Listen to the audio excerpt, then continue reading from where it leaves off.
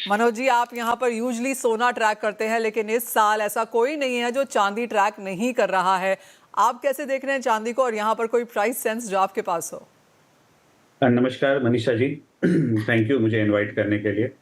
देखिए सिल्वर का अभी जो दौर है ये मुझे बहुत ही इरेटिक दिख रहा है, अनप्रेसिडेंटेड है। और जैसा कि हमारे दिनेश जी ने बोला कि रिटेलर्स को थोड़ा इससे दूर रहना चाहिए। और ये तो मुझे याद दिलाता है एम्स्टर्डम में 60s में ऐसा हुआ था, एक टुलिप फ्लावर का इसी तरह बहुत बड़ा कि कहीं वर्ल्ड में मिलेगा ही नहीं, और जो प्राइसेस बढ़ते चले गए जिसका कोई एंड नहीं था। तो आज भी ऐसा हो गया कि चांदी में मैं दिवाली के टाइम पे देख रहा था एज ए ज्वेलर, कितने सारे लोग मुझे फ़ोन कर रहे हैं कि जैसे एक अमृत हो चांदी, कहीं से दिला दें, कहीं से दिला दें। एंड उसके बाद क्रैश हो गया। फिर वापस अभी इस लेवल पे चला गया कि वापस डिमांड सप्लाई का गेम हो गया है। देखिए सबके ज़बान पे एक ही चीज़ें हैं कि इंडस्ट्रियल डिमांड बहुत बढ़ गई है, इंडस्ट्रियल डिमांड बहुत बढ़ गई है। लेकिन कितना, और इंडस्ट्रियल डिमांड में भी अगर कोई चीज़ है, अगर लाख रुपए की चीज़ है, 5,000 की चांदी लग रही है, तो वो आज 15,000 हो गई, 20,000 हो गई। तो वहाँ भी तो कॉस्टिंग बढ़ गई है। तो उसके भी तो वेल जी हाँ, उसके भी ऑल्टरनेटिव्स निकलेंगे, लेकिन जिस तरह से चांदी सडनली यहाँ पर बहुत बड़ी है, इमीडिएट ऑल्टरनेटिव्स निकलना मुश्किल है।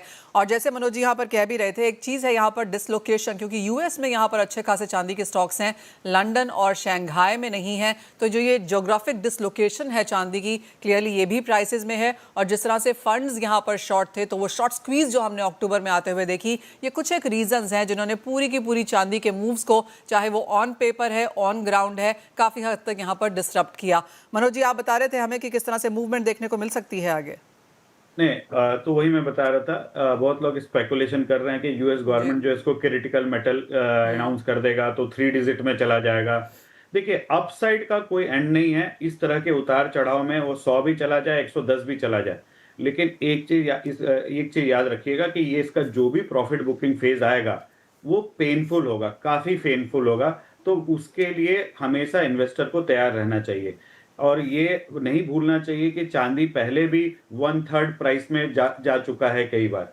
तो आज ऐसा चांदी कल को 4 लाख भी हो जाए तो कोई बड़ी बात नहीं है। लेकिन हमेशा ये याद रखना चाहिए, मुझे ऐसा लगता है कि कभी भी चांदी आपको बहुत बड़ी गिरावट भी देख सकता है। मेरा इसका मतलब ये नहीं है कि ये बुल रन खत्म हो गया है। मुझे ऐसा लगता है कि अभी चांदी प्योर बुल रन में ही है। लेकिन यू शुड ऑलवेज कि चांदी कभी भी आपको 20% 30% की गिरावट, भारी गिरावट, कल आप देखिए कुछ भी रीजन नहीं, विद इन आवर्स जो है 2-3 घंटे में 10% के ऊपर गिर गई। तो we should be very much careful. चांदी में अभी तेजी और बन सकती है, 100% मैं इस चीज को मानता हूं। जी। लेकिन बहुत ज्यादा फ्लक्चुएशन रहेगी, और मेरी ये उम्मीद है कि वापस आपको 2 लाख के नीचे चांदी देखने को मिल सकती है।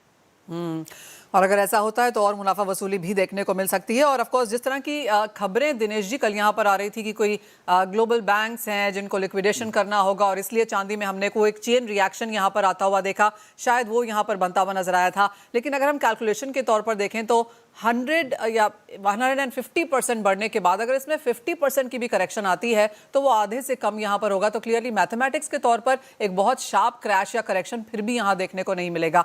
ये तो बात हुई चांदी की, जहाँ पर $100 देखने को मिल सकता है, लेकिन एक बड़े करेक्शन का यहाँ पर एक क्वेश्चन ऑफ कोर्स यहाँ पर मार्केट्स में है, क्योंकि सभी लोग एज ऑफ नाउ लॉन्ग हैं, फंड्स भी लॉन्ग लेके यहाँ पर वेकेशन में जा रहे हैं। तो क्लियरली यहाँ पर एक खतरा वो बना हुआ है। सोने की अब बात कर लेते हैं मनोज जी। सोना 45-50 हमने ऑल टाइम हाई बनता हुआ देखा है।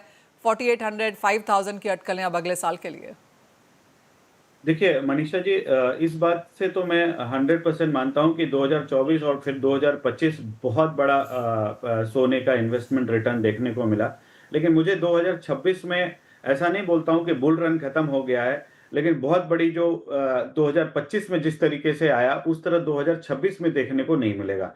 मैक्सिमम आपको 10 to 15% का ग्रोथ देखने को मिल सकता है। लेकिन आपको कॉशियस रहना पड़ेगा कि ये ट्रम्प ही हैं जिन्होंने जिनके मूव्स जो है ना गोल्ड को इस लेवल पे लेके चले गए हैं।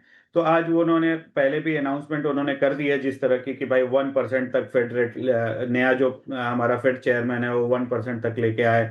जितनी भी बातें सब कर चुके, तो वो सब आज के दिन में डिस्काउंटेड है।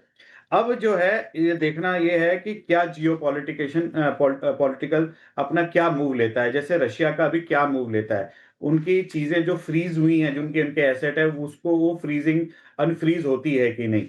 दूसरी बात जो है, अपना जो इंटरेस्ट रेट है, वो नया ये मई तक रहते हैं कि नहीं, पॉवेल रहते हैं कि नहीं, उसके बाद कौन आता है। दूसरी तरफ आप ये भी देखो कि जैसे जापान है, ऑस्ट्रेलिया है, यूरोप में भी बातें, और इन सब जगहों पे इंटरेस्ट रेट बढ़ने की बातें हैं। तो ये सब चीजें भी हैं सामने, जो है आप अगर देखो तो मिड टर्म इलेक्शन भी है।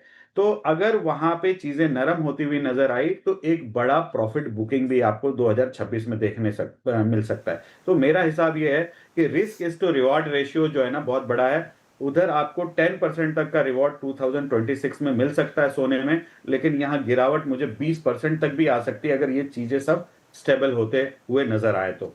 ये मेरा सोच है सोने के ऊपर। मनोज जी, आज जिस तरह से खबरें आ रही है कि दिसंबर का महीना ज्वेलर्स के लिए बहुत खास नहीं रहा, 50 से 60% की गिरावट ज्वेलरी डिमांड में आई है, उसे कैसे देखती है इंडस्ट्री? देखिए, सोने का जो मार्केट है ना, कभी भी ज्वेलरी मार्केट स्टेबल, अगर ये कल को $5,000 भी हो जाए ना तो कोई बहुत बड़ा इशू नहीं है, लेकिन वो $5,000 पे टिके। अभी क्या इतना वेरिएशन हो रहा है ना, तो लोगों जो बायर है उनको लगता है कि सोना और घटेगा और घटेगा, बढ़ेगा, तो वो बहुत कंफ्यूज हैं। उस चक्कर में डेफिनेटली 40% टू 60% नीचे डाउन है। ऐसे भी 15 दिसंबर के बाद जनरली ज्वेलरी बिजनेस ठप हो जाता है 14 जनवरी तक। वो जो ऐसे इस महीने में खरीदारी, लेकिन ओवरऑल भी आप 2025 देखेंगे ना, तो ज्वेलरी बिजनेस थोड़ा डाउन इसलिए रहा क्योंकि ये फ्लक्चुएशन का साल रहा। जो सोना को स्टेबल होना पड़ेगा। अगर 2026 में ये गिरता रहा तब भी बिजनेस डाउन रहेगा, और अगर बढ़ता रहा तो भी बिजनेस डाउन रहेगा। तो स्टेबल होना बहुत जरूरी है। डेफिनेटली ज्वेलरी बिजनेस पे बहुत बड़ा इंपैक्ट आया है, और वॉल्यूम बेसिस पे डेफिनेटली आप अपनी बातों पे सही है। 40% टू 60% तक का उसमें गिरावट आया ही है। सबसे बड़ी बात है कि जो मैरिज सीजन है इस बार भी जो है वो डेंट लगा, इस और एक ही रीजन है, बस भाव, और कुछ भी नहीं है। भाव जिस दिन स्टेबल हो जाए जी।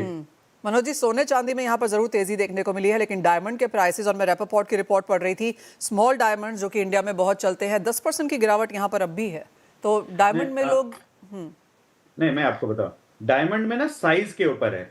मैं आपको टेक्निकली बताना चाहूंगा, डायमंड में एक -2 आता है, मतलब 1 सेंट से भी नीचे का। वो उल्टा आज के दिन में भी 5% ऊपर में मिल रहा है, प्रीमियम में मिल रहा है। लेकिन जो थोड़े बड़े साइज के हीरे हैं ना, जैसे स्टार है या मेले है, वो पर्टिकुलर साइज के जो हीरे हैं वहां थोड़ी गिरावट है। लेकिन जो यानी जो माइनस सेंट्स हैं वहां पर तेजी देखने को मिली है, लेकिन जो प्लस में हैं, जो पॉइंटर्स हैं, वहां पर ऑफ कोर्स प्राइसेस में गिरावट है। वेल, ये तो बात हुई यहाँ पर।